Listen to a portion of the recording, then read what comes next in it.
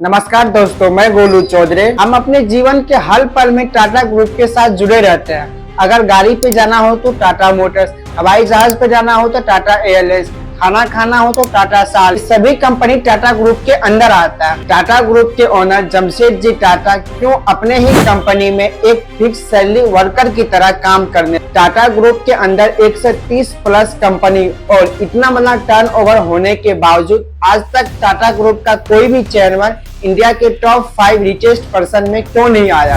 Tata group इतना rapidly growth किया, इसका एक्चुअल रीजन क्या रहा। टाटा नगर जमशेदपुर और टाटा ग्रुप के नाम के पीछे का रियल स्टोरी क्या है। ऐसा क्यों कहा जाता है जब भी भारत देश को किसी चीज का जरूरत पड़ा टाटा फैमिली सबसे आगे खड़ा मिला। आज इस वीडियो में टाटा ग्रुप का 1822 से 2025 तक का सफर इस वीडियो में डिटेल से समझते हैं। टाटा ग्रुप ये किसी पहचान की मोहताज नहीं है, इसको सम्मान करने वाले लाखों नहीं करोड़ों में है।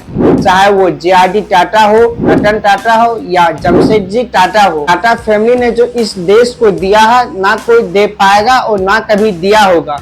क्योंकि इस देश को जब सबसे पहले स्टील का जरूरत था तो टाटा ग्रुप, सबसे पहला कैंसर हॉस्पिटल टाटा ग्रुप, सबसे पहला IT research centre Tata group. Tata group इतना बड़ा है, अभी टाटा ग्रुप में 120 प्लस कंपनी और 29 कंपनी ऑलरेडी शेयर मार्केट में रजिस्टर्ड है। टाटा ग्रुप का टोटल ब्रांड वैल्यू 311 बिलियन है, क्योंकि BSE का टोटल का 9% है। टोटल BSE में 5200 कंपनी रजिस्टर है, जिसमें अकेले टाटा ग्रुप का 29 कंपनी 9% का हिस्सा लेके रखा है। टाटा ग्रुप देश का तीसरा सबसे बड़ा लार्जेस्ट एम्प्लॉय प्रोवाइड करता है। पहला इंडियन आर्मी, दूसरा इंडियन रेलवे और तीसरा TCS का कंपनी। ये एम्प्लॉय कितना है आप इस चीज से समझ सकते हैं। Adani group, Ambani group, Aditya Birla group, SBI group, सब कुछ को मिला के टाटा ग्रुप का अकेले एम्प्लॉय प्रोवाइड करता है। टाटा ग्रुप में टोटल 9 लाख से प्लस एम्प्लॉय डेली काम करते हैं। ईयर 21-22 में टाटा ग्रुप का टोटल टर्नओवर 10 लाख करोड़ से प्लस है और टाटा ग्रुप का टोटल टर्नओवर का 67% बाहर से आता है। इसमें ऑलरेडी 150 से कंपनी रजिस्टर है। आपके साथ एक इंटरेस्टिंग डाटा शेयर करता हूँ। ईयर 2018 में टाटा ग्रुप ने पूरे भारत GDP का 2 समथिंग अकेले पेमेंट किया था। ये इतना होता है आप इस चीज से समझ सकते हैं। गोवा, हिमाचल प्रदेश, अरुणाचल प्रदेश, सिक्किम जैसे पूरे जितना टोटल मिलके पेमेंट किया था उतना टाटा ग्रुप अकेले टैक्स के फॉर्म में पे किया था। असली बात तो अब है जो टाटा ग्रुप को और सब कंपनी से डिफरेंट करता है। इसीलिए देश को टाटा से और टाटा को देश से प्यार है। इतना बड़ा टर्नओवर होने के बाद भी कभी भी इंडिया के टॉप 5 रिचेस्ट पर्सन में टाटा ग्रुप का कोई भी चेयरमैन नहीं आया। एग्जाम्पल, कभी भी मुकेश अंबानी का रिलायंस कंपनी ग्रोथ करता है तो मुकेश अंबानी का नाम आता, और कभी भी अडानी ग्रुप ग्रोथ करता है तो गौतम अडानी का नाम आता है। उधर जब अमेज़न कंपनी ग्रोथ करता है तो जॉब बेजोस का नाम आता है। लेकिन इतना बड़ा टर्नओवर के बाद भी कभी भी टाटा ग्रुप का नाम नहीं आया है। इसका सीधा आंसर है टाटा ग्रुप जितना भी टर्नओवर करता है सारा इसका ओनरशिप टाटा सन्स के पास है और टाटा सन्स शेयर होल्डर में डिवाइडेड है। दोराजी भाई के पास 28% का शेयर होल्डर है, सर रतन टाटा ट्रस्ट के पास 23% का शेयर होल्डर है और ये सारा कुछ चैरिटी में दान किया जाता है। कुल मिला के टाटा ग्रुप का सारा टर्नओवर टाटा ट्रस्ट के पास जाता है, फिर शेयर होल्डर के थ्रू चैरिटी में जाता है। टाटा ग्रुप का शुरू से ही मोटिव रहा है खुद का पेट नहीं भरना बल्कि समाज सेवा करना। इसीलिए देश को टाटा से और टाटा को देश से प्यार है। अब थोड़ा टाटा ग्रुप के पास्ट के बारे में समझ लेते हैं। इस कहानी की शुरुआत होती है ईयर 1822 से, जब नूजरभाई टाटा 20 साल की उम्र में गुजरात से मुंबई आते हैं। यहाँ आके सबसे पहले वो कॉटन ट्रेडिंग का काम स्टार्ट करते हैं और इस कमाई से जितना भी पैसा होता है हमेशा नूजरभाई का सपना था हम अपना बेटा को एक हायर स्टडी दे। इसीलिए नूजर वांजी टाटा के बेटे जमशेदजी टाटा हायर स्टडी के लिए हांगकांग जाते हैं। हायर स्टडी करने के बाद जमशेदजी वापस इंडिया आते हैं और इंडिया के नागपुर शहर में पहला कॉटन मिल जिसका नाम एक्सप्रेस मिल रखा गया उसको खोलते हैं और इंडिया में पहली बार 5 स्टार होटल जो कि आज के दिन का ताज होटल है वहाँ खुलता है और ये इंडिया का सबसे पहला इलेक्ट्रिसिटी वाला होटल रहता है। और देश को जब सबसे ज्यादा स्टील का जरूरत था तो सबसे पहले इंडिया में स्टील जमशेदजी के अंदर में खोला जाता है। जमशेदजी ने देखा अपने कोटल मिल्क में कभी भी 100% अटेंडेंस नहीं रहता, कोई ना कोई एब्सेंट रहता ही है।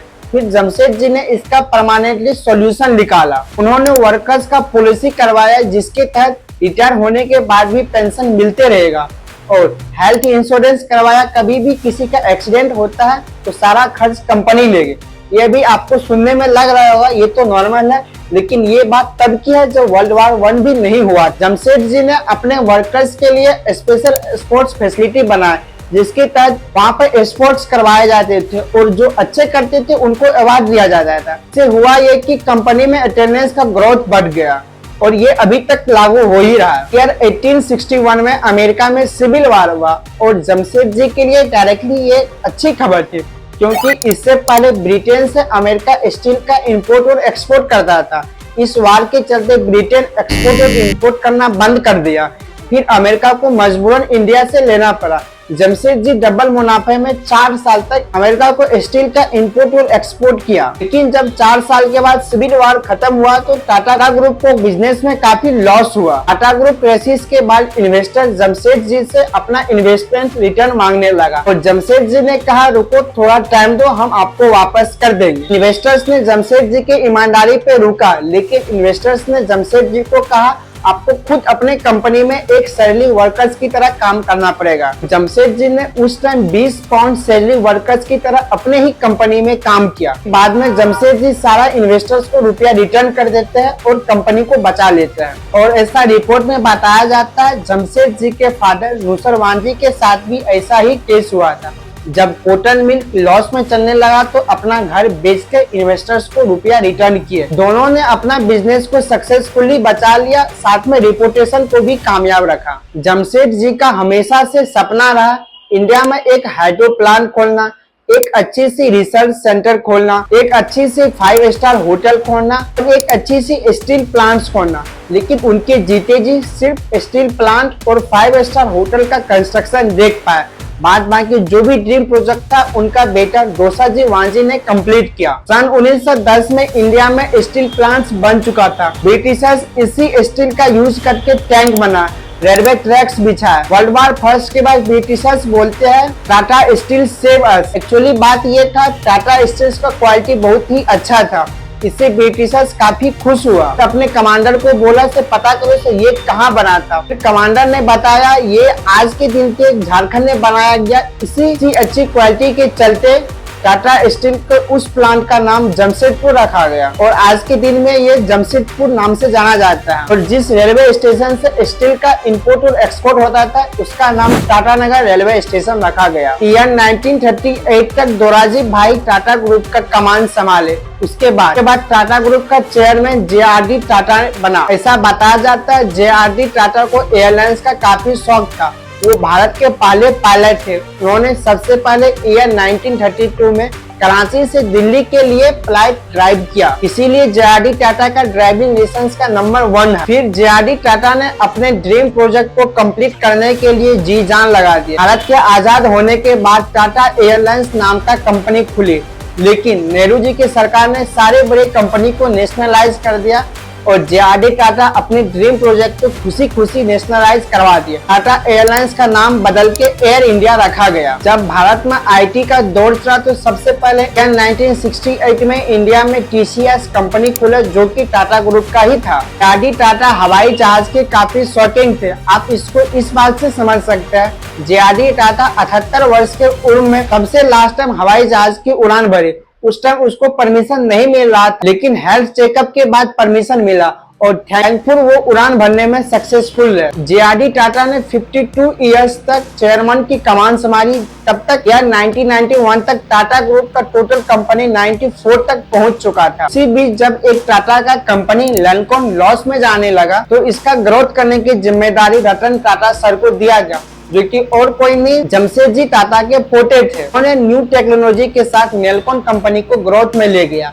फिर जब एक्सप्रेस मिल भी लॉस में जाने लगा तो न्यू टेक्नोलॉजी के साथ उसको भी अपग्रेड किया। रतन टाटा सर का काबिलियत को देखते हुए 1992 में रतन टाटा सर को टाटा ग्रुप का न्यू चेयरमैन बनाया गया। सर रतन टाटा चेयरमैन बनते ही इंग्लैंड का टिटली कंपनी और जगुआर लैंड रोवर कंपनी को खरीद लिया। सर रतन टाटा ने देखा एक दिन एक स्कूटी पे 3 आदमी सफर कर रहा था। फिर रतन टाटा सर सोचे क्यों नहीं हम एक सस्ती कार बनाया जाए जिसपे कि 3 से 4 आदमी आसानी से सफर कर सके। लेकिन रतन टाटा सर ने टाटा नैनो कार निकाली जो कि मार्केट में उतनी नहीं चली, इसको फ्लॉप कहा जा सकता है। रतन टाटा ने 2012 तक चेयरमैन की कमान संभाली।